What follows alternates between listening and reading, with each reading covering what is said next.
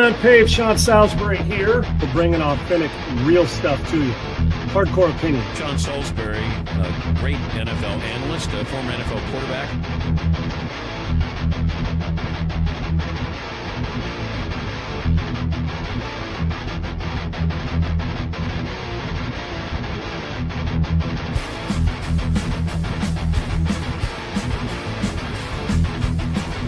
To me, Tom Brady is the GOAT because he's done more with less than any player at that position we've ever had.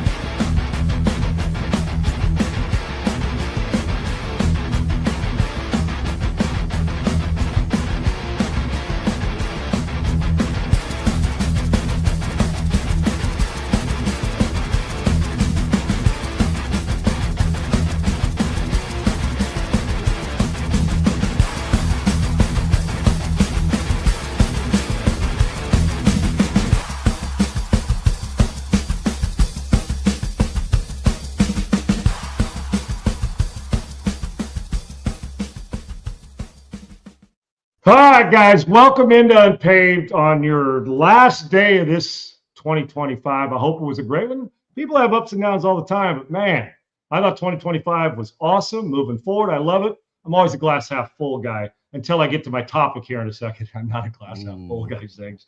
Adam G. Sager on Twitter, at Sean Unfiltered. We got some exciting things moving forward in 2026. We can't wait.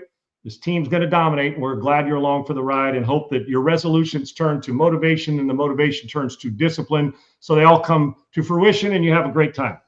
It's good to be with you guys. Playoff, NFL MVP on the line, college football playoff getting started. You're with family, you're drinking, you're doing black-eyed peas, whatever it is you're doing. I'm a cinnamon guy when you walk in the door and blow it off or whatever, all the good stuff that goes on. And I hope it lands in your lap in 2026, but we're going to work for it here, and we're going to start here.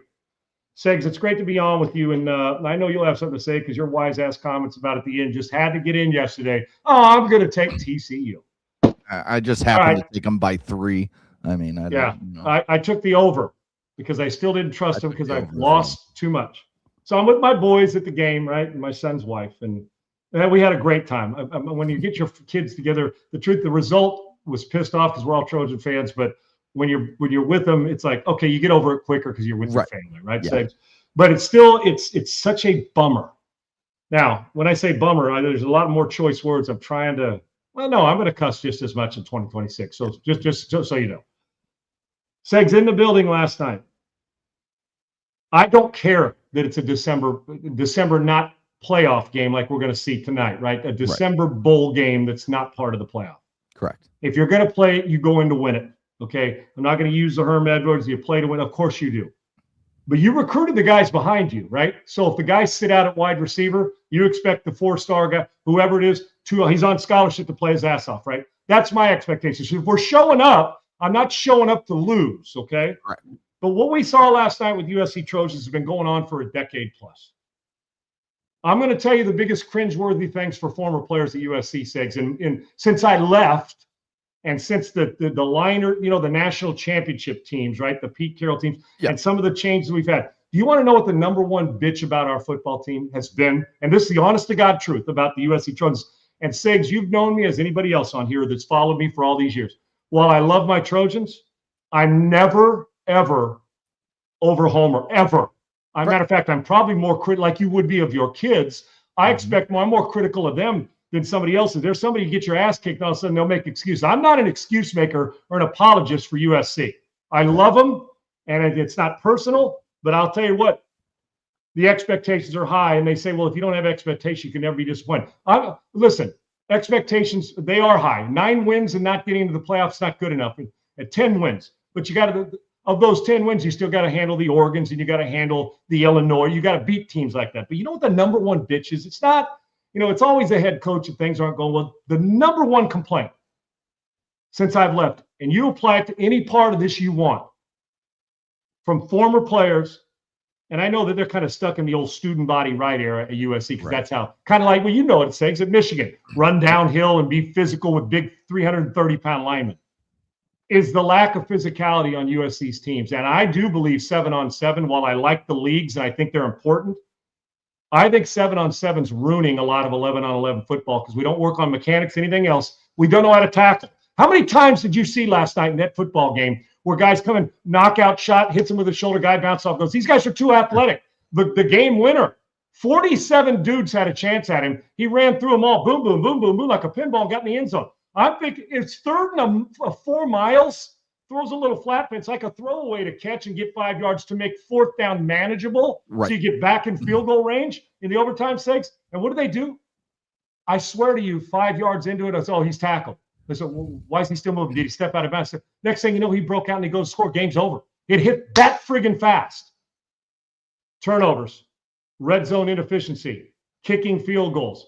Quarterback on 2 of his picks premeditated it, was going to throw it there no matter what the friggin' coverage was. A talented guy, but you can't get to the playoff doing that in games. I know it was against TCU. I know 54,000 people there, so it was a good crowd too on a game that wasn't playoff. So it was well thought of by these two. TCU close, USC travels well.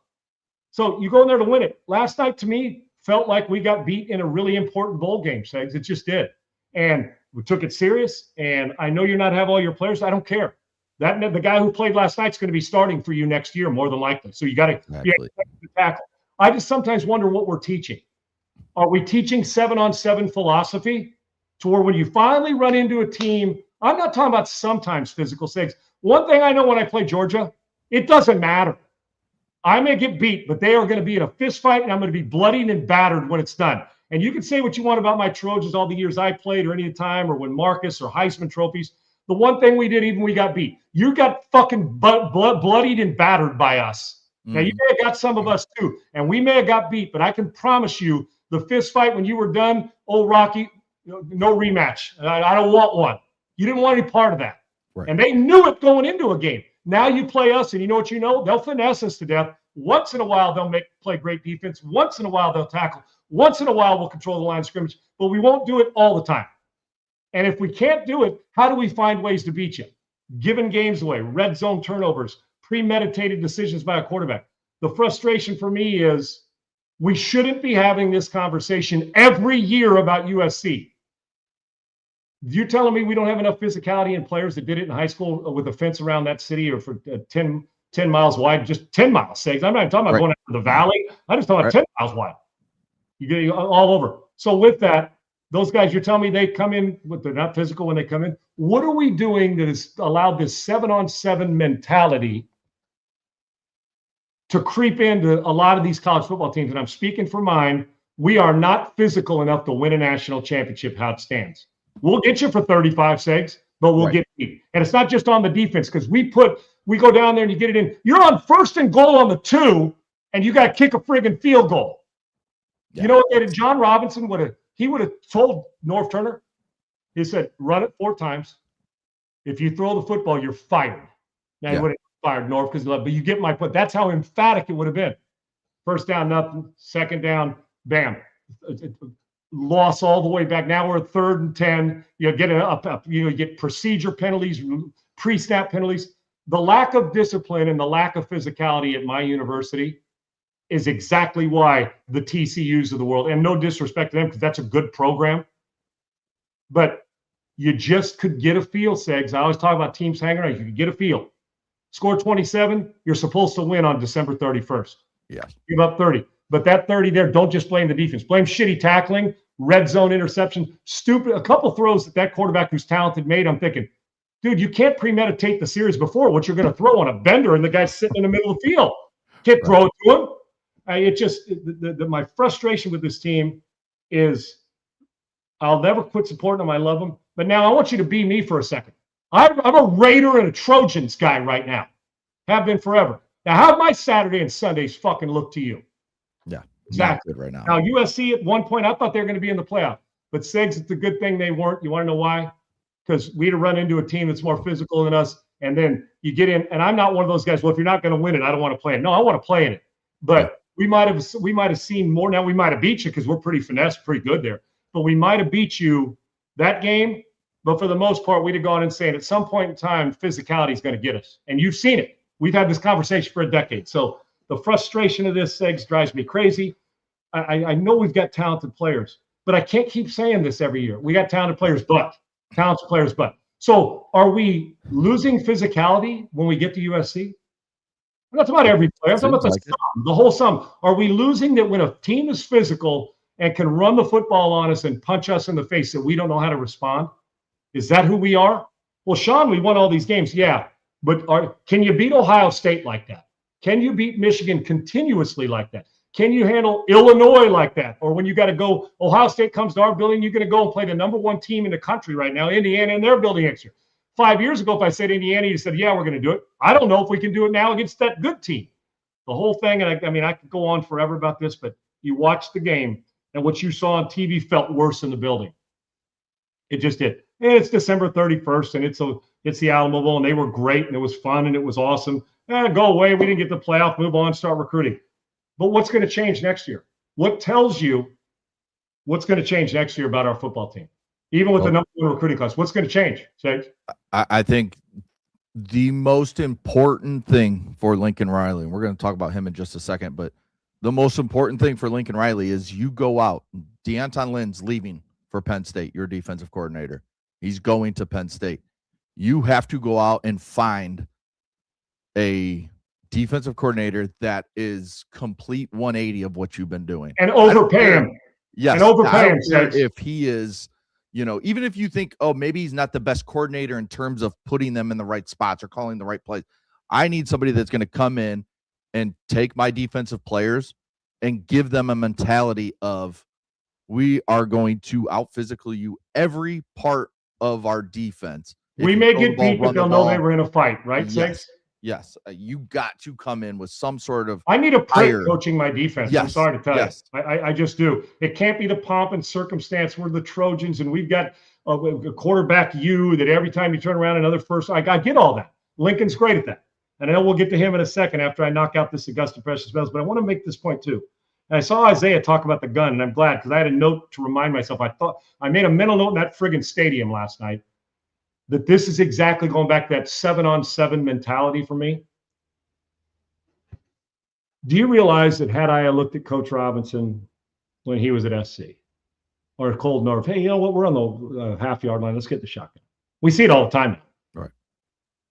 Well, Sean, it works. Coming down. No. The mere optics of the gun on the half-yard line, Pete Carroll knows it more than once because it happened in Seattle too. Yep. It's not Pete's fault. I'm not talking about Pete, but this mentality across football that we literally can't have grown-ass men. You can't get under center because we can't operate our offense under center on the half-yard line. So now, how are you supposed to feel about physicality? You call Bruce Matthews up right now, Roy Foster, Don Mospar, Anthony Munoz, Ronnie Lott, Marcus Allen, Jack Del Rio, Dwayne Bickett, Tim McDonough. I can go on and on and on. And I said, give me your #1 complaint about it. We are not physical, and we don't know how to play physical football. They'll all tell you that in their first 2 sentences, every one of them. Then we'll get to all the other stuff that bugged the hell out of us. And when you have that mentality, you're going to win some really good games. Segs is going to look really pretty sometimes. It's really cool, right? And then when it gets to nut cutting time, I'm talking about sustained consistency. You can't. Right. Because you run into another team that's just as finesse as you, but does what USC used to do to people, physically take your soul, and by the fourth quarter, you wanted no more of it. And other teams out, Alabama's done it under Saban. Teams know about that. But you can't live. I'm going to tell you who we are. Old school, I'm going to tell you who we are. With more recruiting. We're an old school Big 12 team that can play on a fast track and score 1 million points, but we'll give you short fields. And when it gets down to a fist fight, we'd rather knock you out with a back it up and knock you out with a swinging right that knocks you out than stand in there, even if we tell you that, and do the way they used to do it. And there's certain things that don't ever change. Hence why Kyle Whittingham's last, and he's about to show you the same thing in Michigan. To adapt in the finesse, never let the physical leave. Brian Cushing was standing on the sidelines last night. I didn't get to talk to Cush. Another one. Cush, first of all, looks like he could still go play. Oh, yeah. I could have, matter of fact, I think I could have lined him up and he'd have made more hits than some of the other ones. Oh, yeah. But I was watching him and thinking during the game, I know, because he was like, I think, our captain on the coin toss thing, right, Sigs? Yeah. And I saw him walk out there and I thought, a guy like him, he was at the tail end of our real physicality when we dominated you physically on both sides of the ball. But it'll make guys turn over in their grave. It'll make current players say, we don't care about the finesse of the optics. The optics of of knowing when you came to play us, I can always beat a finesse team. But when you know going in that this is going to be one of those, whenever I played the Steelers in the NFL, didn't matter who, I knew that Greg Lloyd and Chad Brown and the Levon Kirkland, I knew coming out of there that I was going to be a bruised and battered. And every time I played the Steelers, it was the same friggin' feeling. We beat them, they beat us, but guess what happened? You walked out, hugged them, and said, dude, from quarter 1 to quarter 4, it was a fist fight, and it was a body blow fist fight, and I hated it. But you had to stand in it, and you gained respect. Same thing. We don't knock enough teeth out, man. We try to upstairs to close our eyes and try to tackle you, but we don't hit you so hard that your breath, you can't even, you don't even want to come back out. We don't do that anymore. And on my offensive linemen of the past, I can guarantee you, watching what they watch sometimes has got to drive them crazy. And because linemen don't like finesse teams. And when you're labeled a finesse team, that's like calling you a pussy in real life. That's what that's called. When they say, oh, they're finesse, you know what basically we're telling you? You play like a pussy. If you're right, that's the way you dance around. And I know we got it in us, but we don't have it in us consistently enough. We're always hovering on the edge of we may get there, but we just don't close it out. Last night was a poster child for who we've been for a decade plus. Yeah, and it frustrates the hell out of me. It's only gonna, I don't want to say it's only gonna continue to get worse, but I think overall in football, not just USC, but overall in football, yes, we still have our Michigans, our Georgias, our teams like that. But you mean the teams that put rings on their fingers still say? Yeah. Those teams. The physicality, Alabama's another one. The physicality of college football, of football, period, not just college, high school to college to the NFL. The tackling is atrocious. I don't know if they're teaching this lower your shoulder and just try and bump them down type of shit that we see all the time. Last night. Yes, at every single level. But I don't know if it's guys are scared to tackle. But it's just a bad watch right now when you watch guys try to tackle. Now, yes, you will see. I was sitting here watching your kids are being taught better. Your kids know how to tackle with their head up better than guys that age do. I was watching Iowa Vandy today in whatever ReliaQuest Bowl, and I mean now Iowa, they teach physicality. They teach their linebackers how to hit, wrap, and tackle, and we've seen it time and time again. But if they don't win 6-3, they can't win the finesse game. Right, that's their problem, right? They don't get any finesse players, right? Segs, with that real quick, and I'm going to knock this out, and I know we got more to talk about in Lincoln Riley. I know you got something on your mind with him. I'm going to tell you, as I said at the beginning of the show with 7-on-7, the 7-on-7 thought process. All reps aren't good reps, just because you're going out and throwing it all over the lot. But there is a mentality in 7-on-7 that players take with them, because I know I've coached them for 30 years. And 7-on-7, some of it's a money grab, some of it's good, so depends. But it's killing 11-on-11 football, because all it is about is, I think, 7-on-7 makes me feel like that's how NIL started. Honest to God, that's like the shoes with the basketball part, you know, the AAU. Mm-hmm. That's how I feel like 7-on-7 kind of shifted the narrative. Oh man, we got to look pretty, wear the towel down, instead of just getting down and dirty. 7-on-7 ain't down and dirty. 7-on-7's bullshit if you don't coach it right. Right. It's just guys holding the ball. It's good for it up to the line. Certain guys, it teaches a little bit, but overall, going on time. If you're getting coached right in 7-on-7, right. Yes, what it doesn't teach. It makes you feel like, oh, my guys just want to be in a 2-point stance. And that mentality creeps in. Oh, we'll win that way. You can't win like that. So there's certain things that will never change. Great defense and physicality will travel. We can say it. It gets so nauseating saying it and it's old. But I can tell you one thing. Cyclical things, 3-4, 4-3, spread offense, get all shotgun underneath center. We're seeing more people get under center a little bit more, Segs, right? Yep. With McVay, Shanahan. But you know what it is? It's the mentality. You know one thing that never goes out of style? That's Jimmy Stewart. That's the classic Cary Grant. And people are like, who's this? Go back old school. Mm-hmm. You know what I'm talking about. The wear a coat and tie on the golf course, that classic, it's still the essence of that good cologne that's just subtle, but you feel like you're in a classy, someplace that Sean Connery is about to walk in with a martini, right? Class. That never goes away. You may have trends that go that. You know what the trend is? You know what never goes away and shouldn't? The physicality, the Kyle Whittingham approach. You know what is the, fly by night, just do this, just go score a bunch and look pretty and get guys paid and get receivers 150 catches. But when it gets right down to it, we really don't have a lot of soul and substance. That's 7-on-7. That's the old, oh man, that fad, we're not doing that anymore, are we? Right? We're the Zubas. Remember Zubas? Yeah. That's what Zubas come in, hit quick, do it all, and then boom, go away. But it ain't going to last. And you wouldn't wear that shit to your own funeral, okay? And it may look comfortable, but you wouldn't be caught dead in it. And it made up plenty of money. God bless them. If you were a meathead and you lifted on Muscle Beach, you had Zubaz on with the tank, right? Those days have passed, right? Or, all the crazy ass stuff. That's who football's become if you let it. You should never, ever allow physicality. The one thing that has to sustain is that.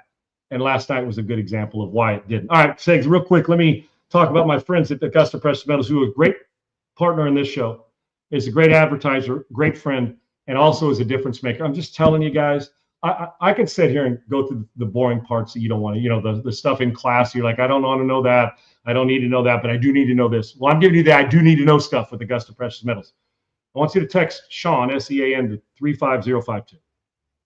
And I want you to go in there, and there's that $40 trillion debt, the debt threat, which we're going to hit in 2026. I don't want to get with all the minutia because some people say, well, it's because of this guy or this press. I'm not talking about that. Washington's up and down no matter who the president is. And if you're relying on the dollar and the value of a dollar to carry you through and watching gold, that'd be like, it would be like saying, okay, that car, you open up the hood and there's nothing in it or a little bit in it. You take you a year to get it started. And then you open up the other one and say, oh, that's what I need. That's what this is, dollar gold. Well, you look at something it's literally punching you in the face like a God's blessing, saying, do your research, just educate yourself. And that's what they're doing at Augusta Precious Metals, plus helping you to get involved and do it so you have confidence in retirement, that you feel great and secure, that you're creating peace of mind and not letting Washington dictate every move, because it affects all of us. It just does. It doesn't matter what walk of life you come from, the color of your skin, your religion, how much money you make, it's going to hit. And sometimes it hits different. But somebody's walking up giving you a tangible asset and it's gold, and I want you to be educated on it so you can make that right decision. I was late to the party, no more. 2026 is a big time moving year for me, not only with Augusta Precious Metals, but in this gold, silver, and precious metals business. Don't be late to this. How many times has a friend said, man, you see that guy got in that investment, he started this, or he got into gold, and 5 years later, look at the value of it, look at the price of it per ounce in any walk of life. Now do you? How many times we said, I don't want to miss out on the next good thing. The next good thing, I don't have to hit you over with the sledgehammer. It's sit right there. If I do, let me. Go to Augusta Precious Metals. Go in there and hit my description, the link in the description below, or go text Sean, SEAN, to 35052. Just do me a favor. It doesn't hurt to educate yourself like you would in any other thing you do. An investor wants money. Your bank, how much interest you get. And I put it here. What are my overdraft fees? What kind of interest am I getting here if I put it in a savings as opposed to a checking? Well, what if I told you one's more valuable than the other? Why wouldn't you? And you're protecting what's yours with tangible assets, and do that at Augusta Precious Metals. Text Sean to 35052. If you don't do anything else with it, educate yourself. So when somebody comes and asks why you didn't do it, you have a legitimate friggin' answer. But if you don't do it right now, I don't see what your legitimate answer is. I just don't. Because the value and the price of gold is not, and it's not, I keep reading these reports saying, dude, people that are like have never been into it are jumping in. Why? Because you're smart. And I know you guys are smart. Augusta Precious Metals. All right, Sean, let's wrap up this USC talk with a little talk about Lincoln Riley. Former Trojan, national champion, running back tandem with Reggie Bush. Lendell White comes out, and I mean, he was going off during the game last night. He started with, makes sense. A shitty team couldn't win a shitty bowl. We got, do y'all ever practice tackling, or is it always about offense? And then I truly don't know why I'm mad. I knew better. My fault. 20 years of fucking bullshit talking about what you're talking about with the physicality. Maybe one day I can see him in the playoffs. Maybe one day doesn't look like any time We're not good enough. Yeah, we're not good enough. We just lost to a weak ass TCU. So that means we're sorry as fuck. I mean, that's just a former Trojan who comes from the last time it was a truly winning program year after year after year, and what we expect from the USC Trojans. Okay. So my question to you is, Lincoln Riley, he's seeing this stuff. We see the same thing. He kind of had the same thing at Oklahoma with the physicality, the defense in the Big 12. He could score 45, but he'd give up 35.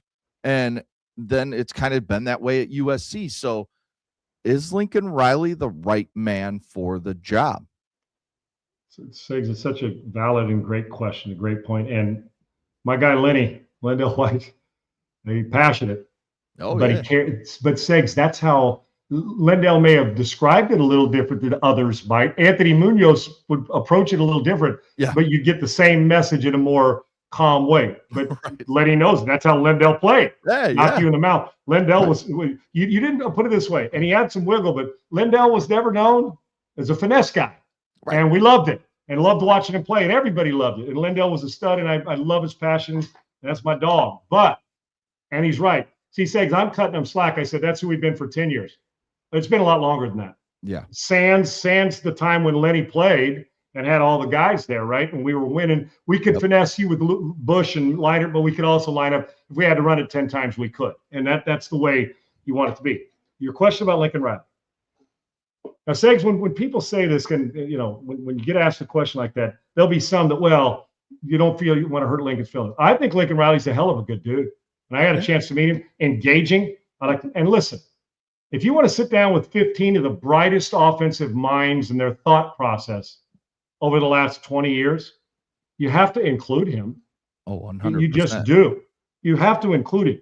But then it draws the line is what we're doing head coaching part, or listen, if Lincoln Riley was on if he was coaching quarterback, calling plays for the Giants and Jackson Dart, calling plays for the Raiders, they'd be better offensively. They just would. He's a brilliant play caller. Now, there are times when we get a little too predictable and we play a little bit too sideways at times that I would do things different. But he's got a great feel. You cannot question. You can question the timing of some of his calls, like you can every coordinator, but you can't question his understanding of how to attack a defense. He's pretty damn good at it. But the thing that is missing, Segs, is whether it's his attack and what they're on the practice field. That's why I never know. Well, what do we from a distance? It's so hard for me, but I can only deduct from a distance that we're not preaching physicality. You may say it, but are you living it? That's the difference. I can sit here and say I want to be a billionaire. I want to win Powerball. I want to turn my business in this. But if we're not going to work or doing stuff that's not just on the show, off the show, or if you're just going and showing up to practice and not doing other work, or showing up at your business and you're a salesperson and you work 9 to 5 and you don't make a call outside of work to go visit somebody, you're probably not going to be very good at it. So are we just chattering about we want to be physical? Because Segs, I keep going back and I keep going back and I keep going back. Is it the head coach, or is it the philosophy the head coach brings with him that you automatically think, look, there's nobody in the world that thinks, now they want to run it. Like Mike Leach wanted to run it. Yeah. He wants to run it. McVay, that spread, the college guys, the whoever it is you're leaning on, Jeff Levy, they all want to run it. Lane Kiffin, Sarkisian, we all want to run it because we know the value of it. But Segs, with this, I can only get to a point of saying, at no time in his life will he ever be accused of commitment to defense, even though they may say it, and a physical team. Now, you want to go beat somebody in 7-on-7 frat league or football like this, when you're just going out and letting it rip and it's a shootout up and down give me him. I'll have it all day long up and down the field. But then it gets down, we got to get 3rd and 2 and 4th and 1, and we can't do it. It's got to be a mentality check. It's got to be the fact that going in, our expectations are just score 40 and the rest will be okay. Because I look at Alex Grinch's past. He was freaking good. Yeah. Oklahoma did some nice things when he was at Washington State, why he got at Alabama as an analyst, all those things. And then I start to look, Segs, and I'm thinking, how can this continue to happen that for 30, 25 years, we've been described as a finesse team? So is it Lincoln? But when does it stop? Where does the guy finally say the buck stops here? I don't give a shit what you say. We're throwing it 22 times and we're running it 40, and we're going to tackle. If you don't tackle, you come sit by me. I don't care where you're from or how much we're paying you. When does that accountability come in? Because you can't tell me we don't get good players. But you know what, Segs? When's the last time you described a USC team to me? Just to me in our last 12 years, decade. When's the last time you described me when you walked in, saw me and said, man, Sean, I'm talking about consistently, not a one game or one half. You said, that looks like old SC. Yeah. Physical. I'm talking about the physical part. But what do you always, what would you always say when you, man, boy, they got some offense, dude. They can score. Got great receivers, team speed. Yeah. Makes a big, see the catch in the end zone last night by the young kid. Another great play. And the quarterback, and then the quarterback will throw it into coverage. You're like, well, what are we doing here? And to feel like you got to drop back and get in the gun and throw it on 3rd and 1, John Robinson will be turning over in his grave, as will John McKay. So you know what? I'll tell you what. He's the right guy to call plays. We can't help but question, is he the right guy moving forward, and who is for what USC brings to the table? We are a physical program that likes to add finesse. That's what we were. And I don't care that it's 20. Things don't change. No, it doesn't have to change. Who's going to win the Super Bowl this year? The most physical team. Philadelphia did last year. All the thing. And then they were able to have some great finesse. Super Bowl teams win because they hit you in the mouth harder than you hit them, and they can take a punch better than you can. And then if you get a quarterback play, I've said it a million times. So, Segs, I get to the point where I think he'd go give him a place where they throw it 45 times and it's all pretty, yes, and he gets good quarterbacks. I just don't think in their soul that he knows how to command physicality. And him and about 35 or 40 other coaches in big-time football that are finesse as well. But there's got to come a point in time where you're either physical or you're not playing for me. Yeah. That has to come. And in a 7-on-7 NIL soft, pussified area of score 40 and we'll give up 38 and hope we win is not for me. I love Lincoln. I do. I'd rather have him as my offensive coordinator than my head coach, judging from our consistent lack of sustained physicality. Take a look. What did I just say? Yep. That's why I said, is it the coach, Clay Helton? Is Lincoln Riley? Who is this guy? Who is that guy? And then it hits Pete Carroll and John Robinson and stops. Who is Paul Hackett? Who was anybody else? You know, the list goes on. Yeah. That is as telling a statistic. They said, well, you wanted Clay out. Dad was an offensive line coach too. Clay's dad's a long time. You wanted Clay out. Okay. You bring in finesse and boom, throw it all over the lot. 35-18, 35-18. How many national championships Lincoln won at SC or at Oklahoma? How many? What those things? You keep getting. I mean, that quarterback guru, Heisman trophies, first round picks. You offensively, you want him. Oh, no doubt, you want him. But this is as telling as it gets. So when you're bitching about complain about what they bring to the table coming in and the culture they create, not what they're doing on game day, because everybody screws up and they do it. It's what's in your soul, not right. We're a cosmetic football program right now. That's who USC is. And Lincoln Riley, I hate to say it, he is the talk of the town when you walk into the party, brother. Man, we can throw it. Hey, let's go over here and have a real conversation. Let's sit down and talk about how you guys are down 2 touchdowns, and now let's talk about how you're going to attack. Well, we're still learning to do that. That's the response. So I'd rather you learn how to call finesse plays and be a physical in your soul. I'd rather have soul be physical, finesse be cosmetic. Yeah. I would rather have been the other way around, because the other way around will get you 9 wins and you'll upset somebody. But there's no way we can roll through Ohio State, even Indiana. Dude, Indiana's more physical than us. Yeah. Now, hear what I'm saying about this. Mendoza wins the Heisman Trophy. Their head coach. Look at Kurt Signetti. Watch Kurt Signetti do an interview. He's like physical in the interview. Right. Look at the guys. Kirby Smart. Defense, be physical. The rest will take care of it. They won 2 national championships with a walk-on who wasn't even supposed to be playing there. Yeah. And he was the MVP in both games. And he was the MVP in both of those national championship games, right? So I just say I could go on, and I think it's obvious, but to answer your question, love Lincoln and like to buy him a beer. I like to buy him a beer and say, what are we teaching that allows coach after coach after coach? Is it the organization, or our recruits in California just not as good as they used to be? What is it? Or when they walk in the door, they automatically think, because if I walk in the door, you know what I'm thinking as a quarterback? We're going to finesse him to death. I'm going to be a first-round pick, and I'm going to win the Heisman Trophy. I'm not walking in the door saying, I'm only going to throw 25 times a game, but we're kicking your ass. Yeah. We're too cosmetic, and that's what happened again last night. Yeah, so this hire of this defensive coordinator will be the biggest hire of Lane Kiffin's career, because if it continues like this, he will not be at USC for long. Lincoln Riley, you mean not Lane Kiffin? Lincoln Riley. Oh yeah. Lincoln Riley. Lane Kiffin's hire a defense coordinator. He had one in piece. No, I'm with you. I do it all the time, Sigs, because he was there at a time when it didn't happen. The same with Sark. Yep. But I love both of those guys. They're my dogs. Okay, I'm going to just run through real quick. Lincoln Riley, just give me your one sentence about him. Strength. Offense. Steve Sarkisian. Offense. What kind of offense for Lincoln Riley? Big finesse. Tempo, finesse. Yeah, big finesse. Right. What about Sark at SC? Same thing. Would add in a little more of a run game. But had a little bit more physicality, but he had some really talented players. And Lane, similar. I'm not talking about this. It's similar. Spread it out, play fast, and go do it. Josh Heupel, right? Yep. Now I say Kirby Smart. What do you say? We're gonna run the ball hopefully 35 times and keep the ball away from you, and then when you're on offense, we're gonna beat the hell out of you. Okay, I'll just stop there. Yeah.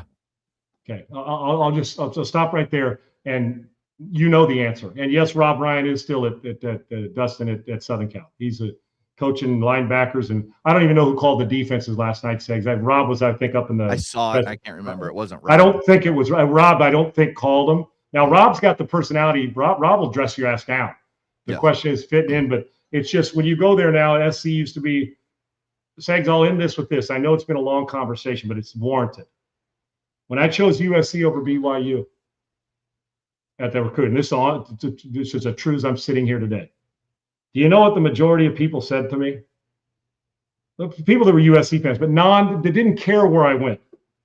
You're going to give up your Heisman Trophy to go run the ball at USC? Because I was a passing guy, good move and athletic, but BYU, I was, and I don't mean I was supposed to be I was going to be the guy, we're going to run roughshod over Mark Wilson and Jim McMahon and all those things. And Steve Young was going to move positions. And I don't mean that arrogant, but read Steve's book. He'll tell you. I mean, but my point, that was, and when people, whether you were church school or not, everybody said, Sean, you're going to be the guy. You're going to throw the ball with Roger French and Lavelle Edwards and Norm Chow. Are you kidding me? You're going to go have some fun. And I chose USC. And you know a big reason, aside from that I was an SC fan, is I liked the macho part of that program. I did. I like the fact that we can line up and we'll beat your ass in a bar fight and we'll also beat you on the field physically, not literally. You get my point. Yeah. And when I chose USC, that was it. So that epitomized who it was. They had already told me, and I already knew when I went in there that we were turning and tossing it to that guy who wore number 33, Marcus Allen, or anybody else who was a great back. It started there. We need a good quarterback play, but it started there. We didn't really want our Heisman Trophy quarterback. We wanted to be a running back because we were going to wear you out physically. So I went there knowing I was physical. My first thought about BYU was win, and they ended up winning a national title anyway in '84. It was, I'm going to throw the ball all over this lot. And I chose USC because I liked the physical part of being it. And it was an unselfish decision. And I mean, just because I loved that part of it. I don't know what would happen when I went to BYU, but that was my approach, thinking finesse, physical. And I think that's the way it is now, Segs. I went in doing that. So that epitomized what we were. And now when you go to USC, it's got to be the first thought. Man, if you're a perimeter guy, you're going on offense, you got it made, man. You got it made. You're going to get paid, dog. If you're Mekhi Lemon or Jacoby Lane, you're going to be a top round pick, and you're going to go. But you won't have a ring when you leave the school. St. Brown, yes. Right. That's right. Right. That's where we're at. All right. Well, we'll see who he hires as a defensive coordinator. We'll see what next year looks like for the USC Trojans. And it's crazy that college football is coming to an end, but we got some good bowl games today.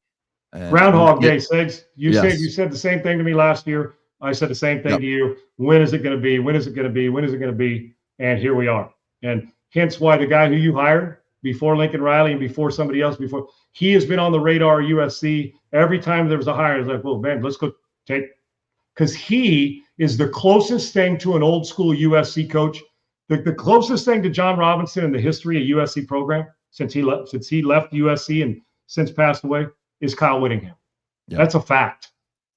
That is a fact. And so just for the mere optics of it, he ain't walking in. And if Kyle Whittingham's inviting you into a recruiting trip, what do you think as a player, you're going to have to do, Segs?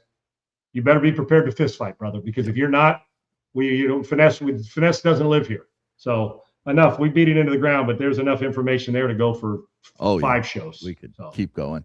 Let's jump, to the NFL. We're going to run through some quick topics here. Schefter says Tomlin could be out as the Steelers coach if they lose on Sunday.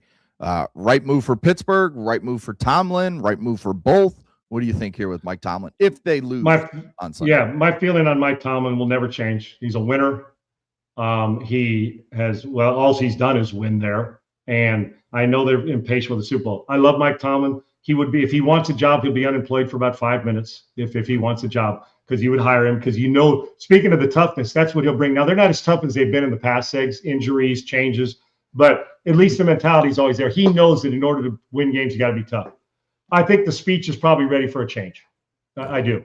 I think it's probably ready for a wow factor change, meaning not a wow factor coach replacing a wow factor coach is, okay, it's time, because Pittsburgh's, I mean, you want to talk about the everyday grind of doing the same things all the time. That's Pittsburgh. I think maybe it's time for a new voice, and it's time for somebody else to get a voice like Mike Tomlin in their building, like the Giants, if the Raiders were to come up, the Cincinnati Bengals, I don't care who it is, Mike Tomlin will win no matter where he goes. But while I know he loves Pittsburgh and they've been good to him, the speech, Andy Reid can leave Philly, Mike Tomlin can leave Pittsburgh, is probably time. And now I'm not even saying it for Pittsburgh more. I'm talking about for Mike. It's time for Mike to go get rejuvenated somewhere else. If they do lose and they move on from him, you can't tell me it's because Mike's not a good coach. It'll be because it's just time, and the speech and everything else, it's time to move on after all that time. Kyle Whittingham and the college football can do it.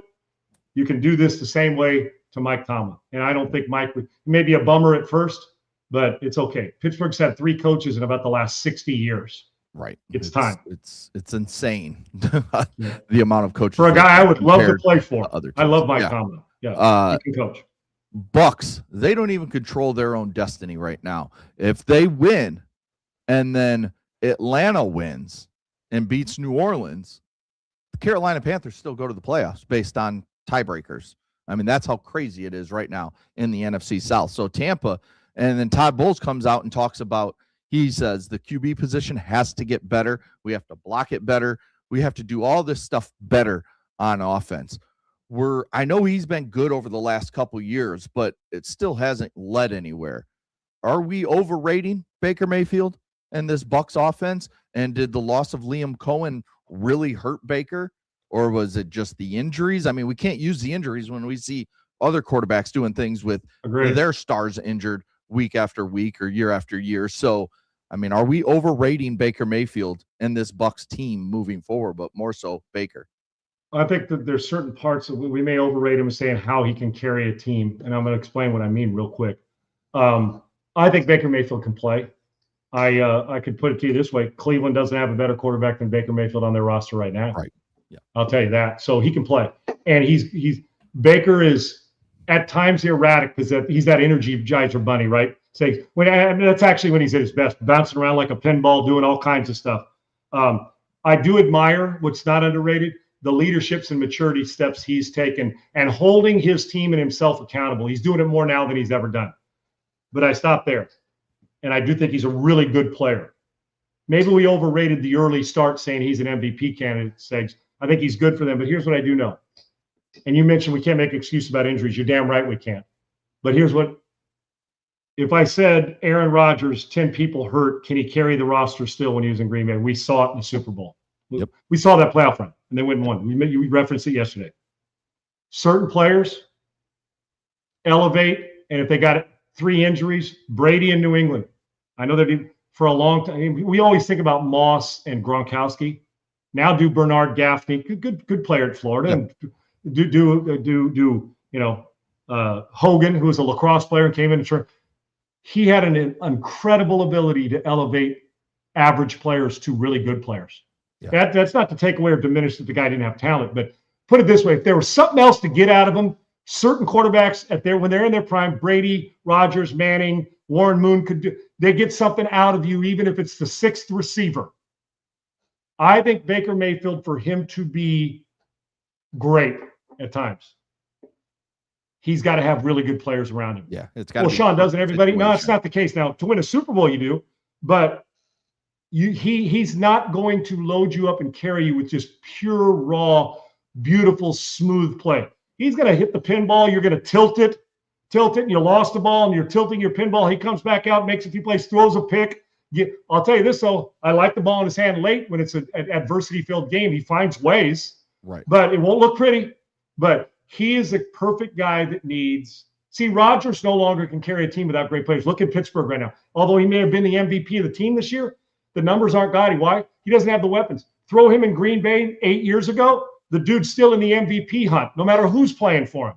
Yeah. Brady was the same. Certain guys need great players healthy to play. Baker will elevate you if you're at that level because his motivation, he'll challenge you. But Baker can't take a 5 and make him a 9 right now. And this is coming from a guy who's admired him. I love his walk-on mentality. I love him on my team. I think he's a hell of a starting quarterback. I think teams have quit on him too soon. But their success is going to be greatly hinged on, we get good field position. Are my receivers all healthy and do it? And so it's been a Dow Jones, and he's had part of that in his career. But I think he can come out of it better now than he did in the past and handles failure better. I want him as my starting quarterback in Tampa next year. Yes. And we will pick that game here in our 6-pack of picks in just a few minutes. Last one. Eagles will rest their starters in Week 18. They're still fighting for that number 2 seed, but Jalen Hurts and a majority of their starters will rest in Week 18 against the Commanders. Not saying that you can't go beat the Commanders because they're a really bad football team, but do you like the idea of resting your starters when you could still move up and get to a 2nd seed and possibly, and where this matters is, yes, you'll get that first round home game.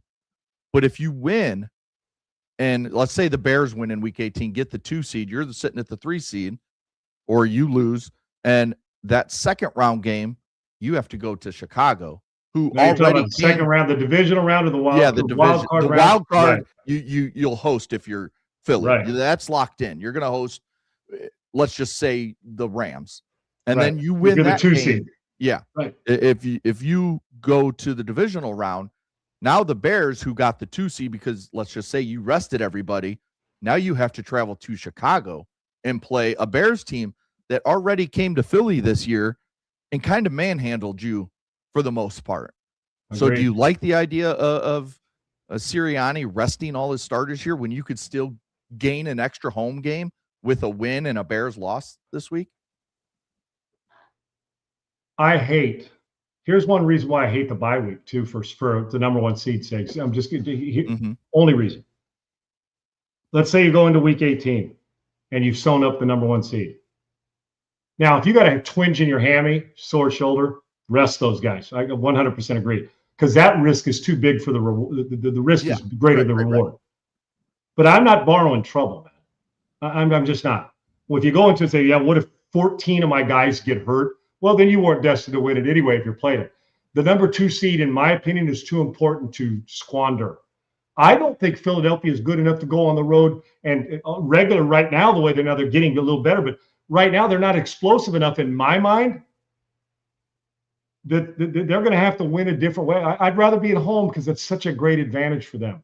And going in Chicago, not kind of, they manhandle them pretty good, Sigs, on the physical side as well, which Philly is usually really good at. Right. So I'm with you 100%. And I hate you lose so much the feeling of confidence. Segs, think about this. You rest them in Week 18, Game 17. If you're the 1 seed, I'm talking, you get a bye week. If they were the 1, I'm talking. Yeah. Then you get a bye week. It's 3 weeks before you play a competitive football game. How often do we see the number 1 seed get beat? They get beat. Why? Yeah. It's somewhere along, because I want to keep playing, because it's like if you've made 4 birdies in a row, you want a rain fucking delay? No, you want to play through the rain, because hey, the stuff's not coming down forever. You're playing the best ride of your life. Don't let if you're rolling, I want to keep playing. And so even I'm one of those guys. So I'm coached to say, can you give me a half? Let's get out there. Because not only the competitive side, but Segs, the rhythm of doing what you're doing. 3 weeks off is about training camp length now. That's a long friggin' time, and trying to simulate it on the practice field. And you're not pounding pads this late in the season a lot. So what do? You go in and somebody hits you in the mouth, like, damn, the team who's used to, they're just healing up, getting in the plunge pool and knocking it around again. Right. Now, as the 2 seed, yes, just looking at where you've got to go, I would think in Philly, you want to stay there. I don't like a lot of rest. Guys hurting, got a shoulder, sore, he comes out, plays well, or if your quarterback drops back and gets hit 5 times in a row and you're like, we ain't blocking anybody, get his ass out. Trust that Tanner can come in and do his job, right? So I don't like it, Segs, and I never like it when there's a game on the line or something to play for on the line. Yeah. You're borrowing trouble and chasing a ghost of, well, what if? I look at the other way. What if we kick their ass and we're the number 2 seed and we got our confidence back and we go for a repeat? And if they say, well, you shouldn't have played him, you can't win. If you play him and he gets hurt, people are pissed. If you don't play him and you lose, why are we playing for the 3 seed or the 4? Why aren't we trying to have a home game? I'm not a big guy on rest. Rest, yes, when you need it, but 3 weeks of it, if you're the 1 seed, and while the Eagles would be playing, you're taking a week off, and maybe they need fresh legs. That's the coach's job to decide. Are fresh legs more important than keeping in the rhythm that we feel like we're in mentally, not the on the field action. Right. So I don't like it, saying I never have 1 seed. I even want Peyton when we always have this question.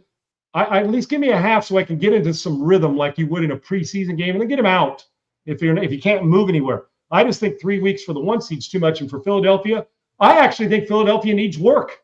I think they need to find something, and Atlanta's a good team to find it on. Yeah. And plus, it's going to test you. Can you go stop what, Bijan? You guys as good as we. I mean, isn't that who they play? You said this week, right, Segs? The Eagles. No, they play the Commanders. Sorry. Oh, who did you say played Atlanta? You were right. You did say the Commanders. Bad football team, bad defense. Same difference. I'm still stuck on Bijan because I want him on my damn fantasy team when it was over. But yeah, so they're playing Washington. No quarterback, or at least the starting quarterback. The defense. But don't you want to go in there, Segs, and get it rolling where your offense has 3 good series? Then get them out and post the lead, and then hope your backups can hold on. So yeah, I'm not all in on a lot of rest unless the guy's nicked up or really exhausted. Momentum's a good thing. Yeah, and Myles Garrett needs a rest too, and they got nothing to play for. He wants to go get ready. You think what's that guy's motor going to look like it has all year? Relentless.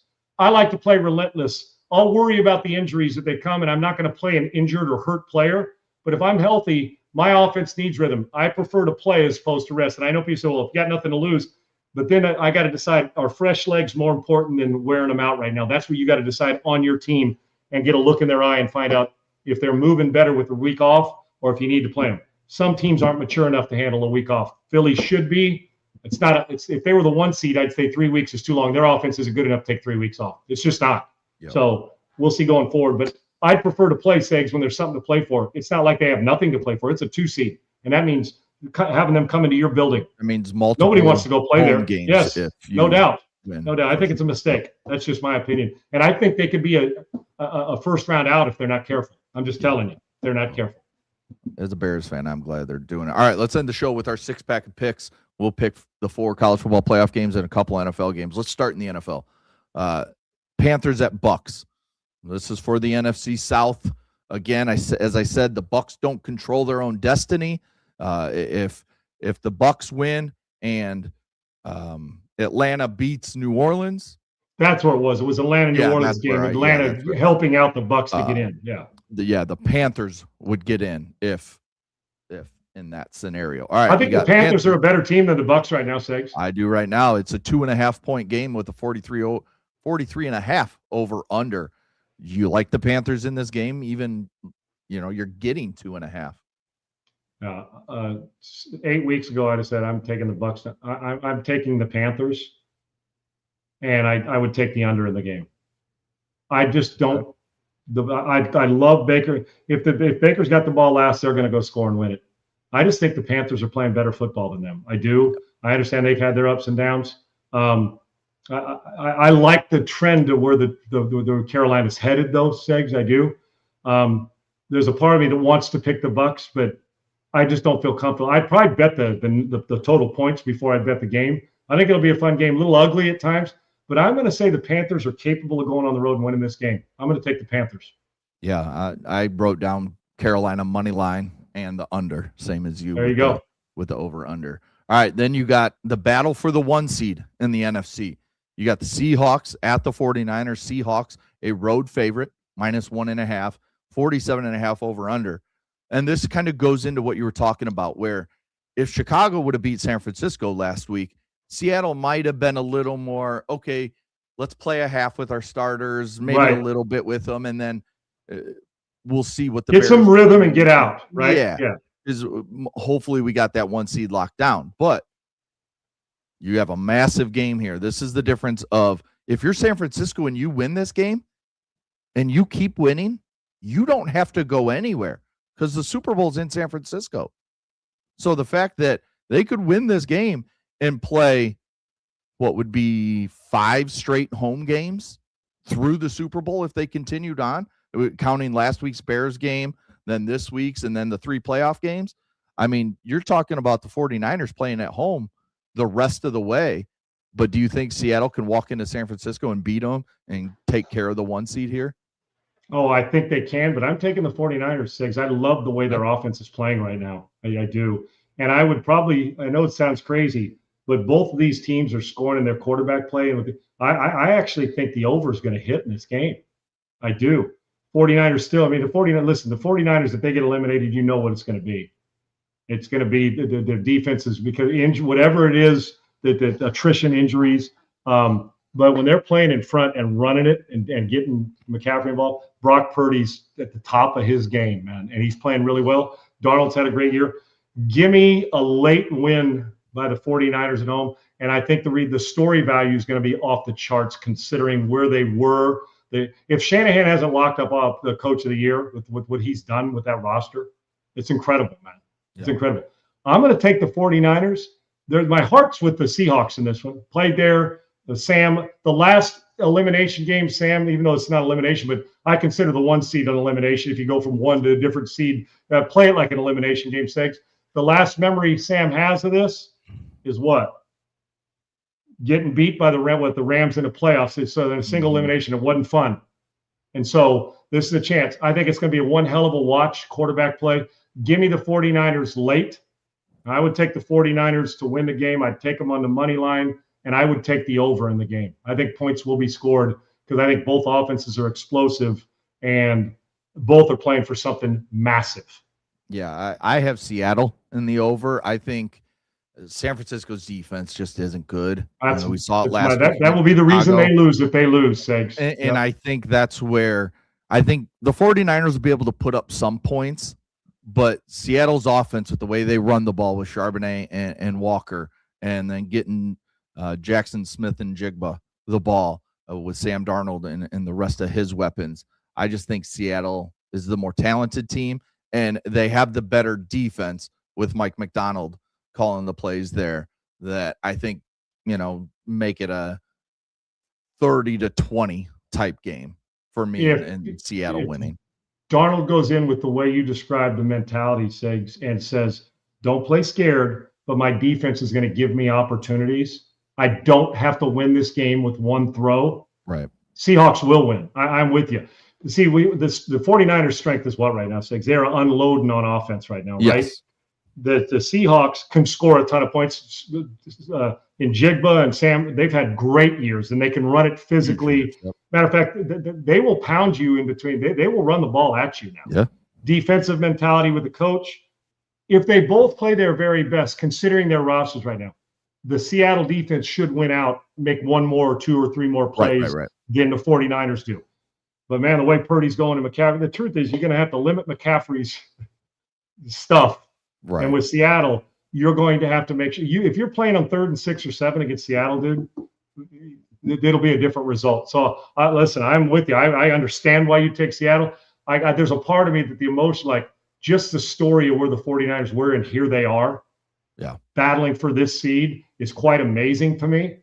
So I'm going to take the 49ers, but I think it's going to be, this is the way it's supposed to be. Divisional game, late, playing for the 1, let it all rip, and both of them are capable of playing right back in that building in February, and you and I both know it. All right, let's move on to the college football playoffs. You got Miami and Ohio State. Ohio State almost a double-digit favorite in this game at 9.5.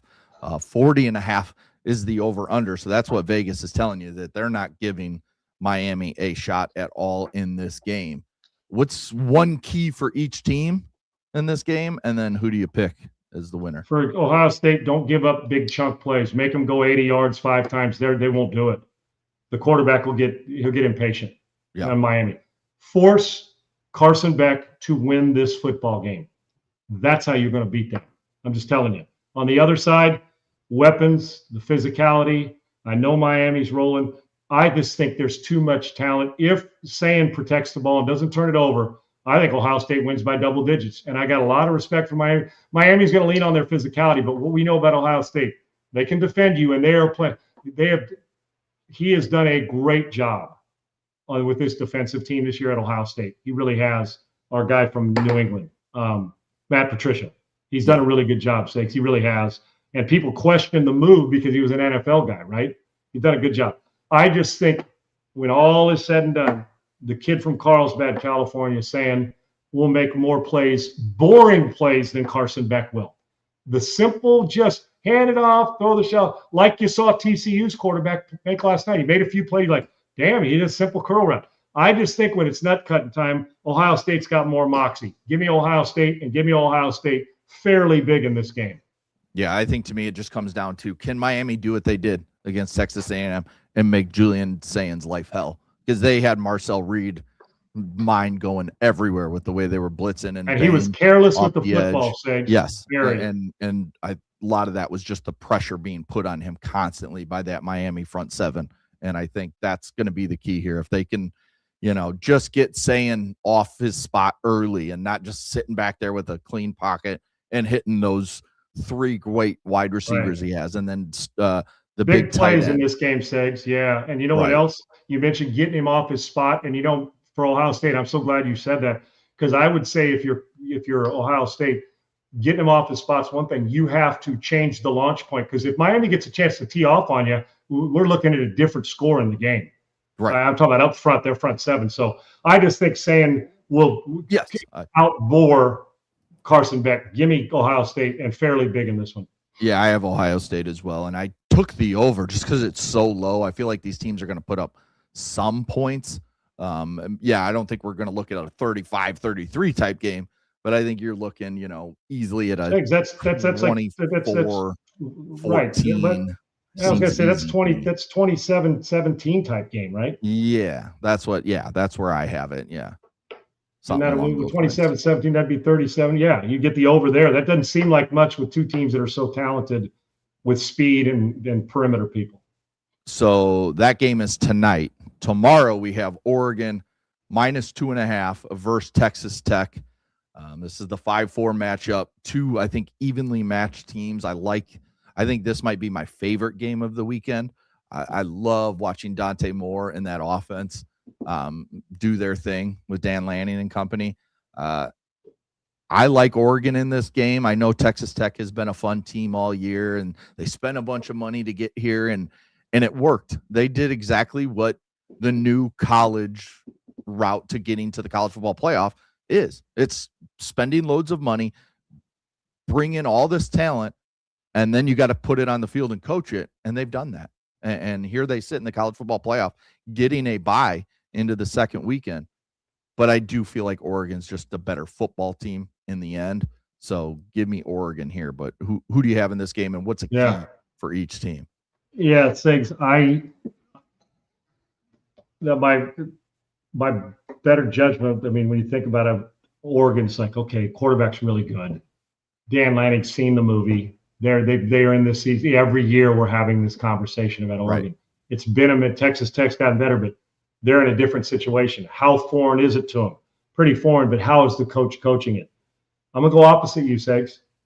The way Texas Tech has played on both sides of the ball, I think they can win the whole thing. I don't know if I'm not picking to win the whole thing right now.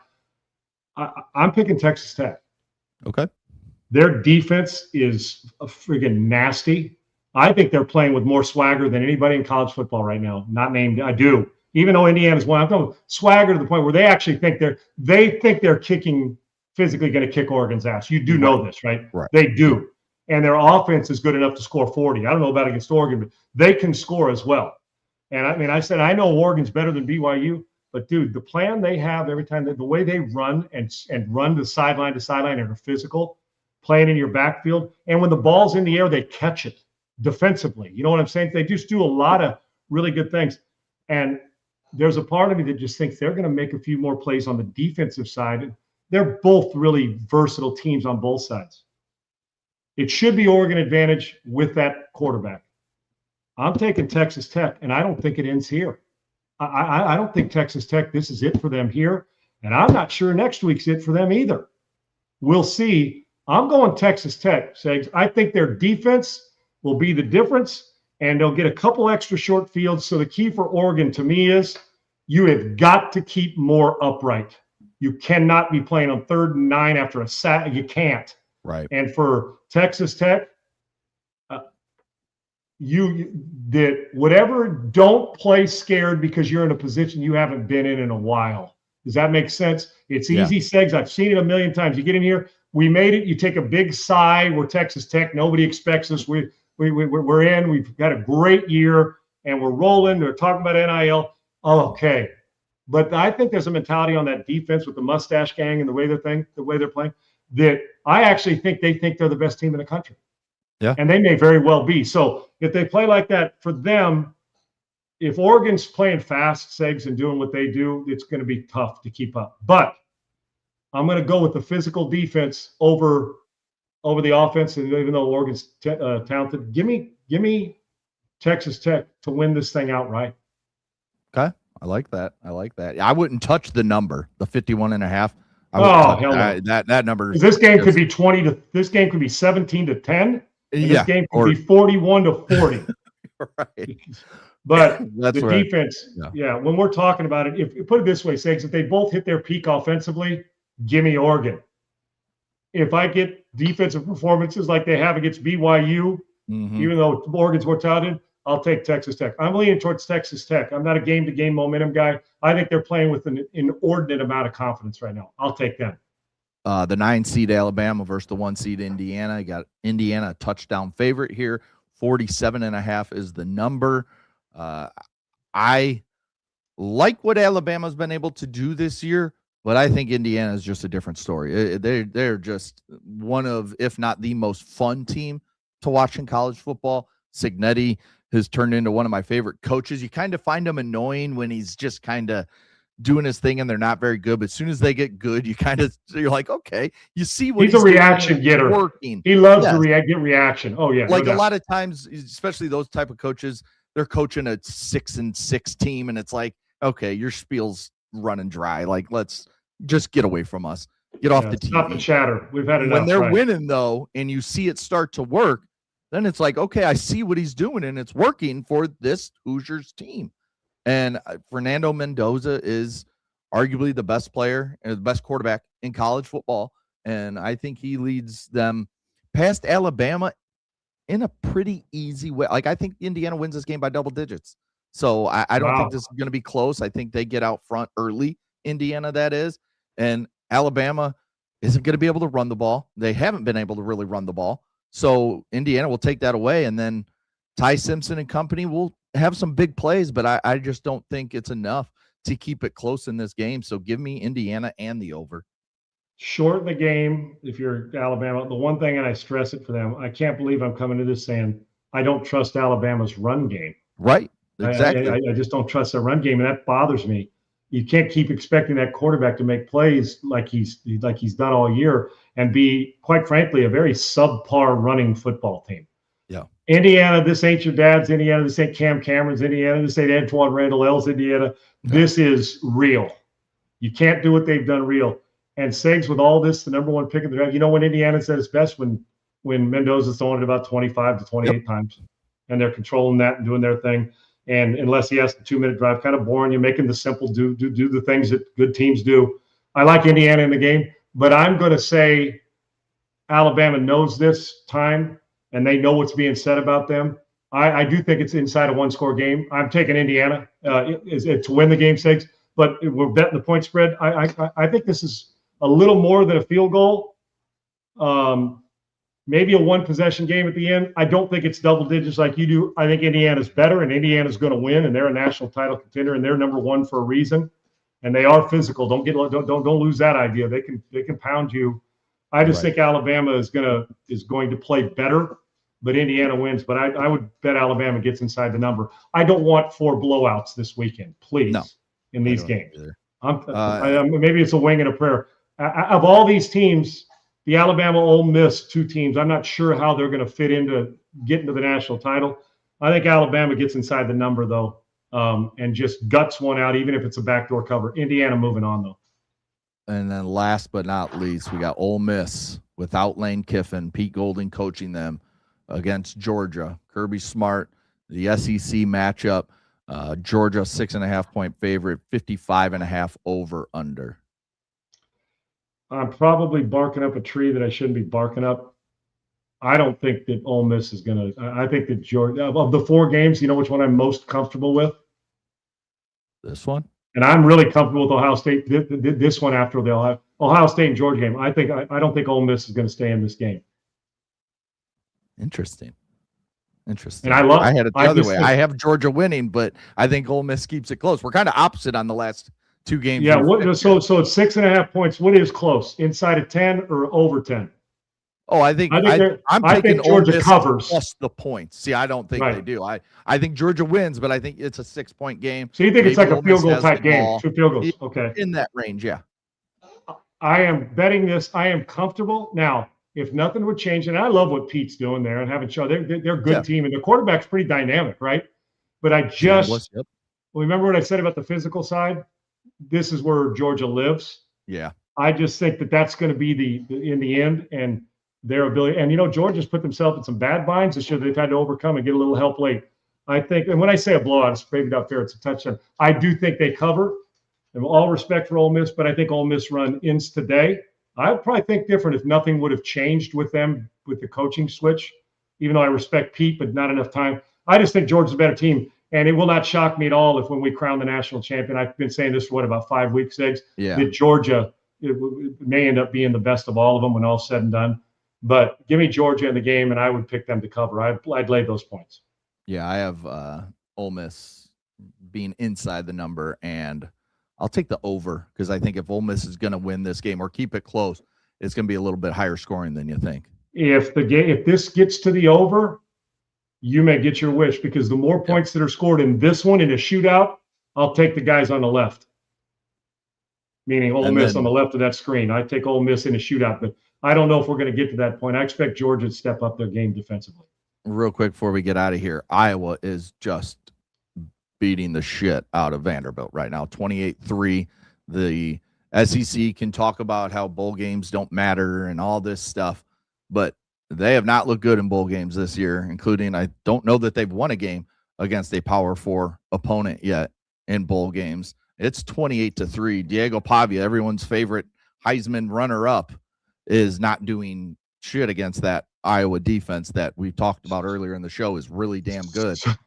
So he hates the Heisman. He's mad at the Heisman voters. He also about to hate Iowa's defense with the way they're kicking his ass today, right? So isn't this typical Iowa? Go around, end up say, what win will this be for them? How many wins will this be for Iowa?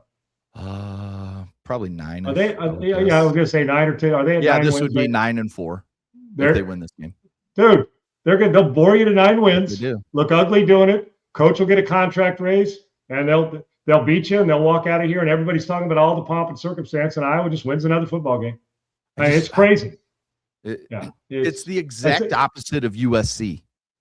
Go find some young offensive play caller that's going to open it up, change the way you do offense, but keep everybody intact on defense in the way you do it. And you can still run the ball like we've talked about. A lot of these big guys Ben Johnson's, Kyle Shanahan's, they love running the ball. Sean McVay, they love running the ball.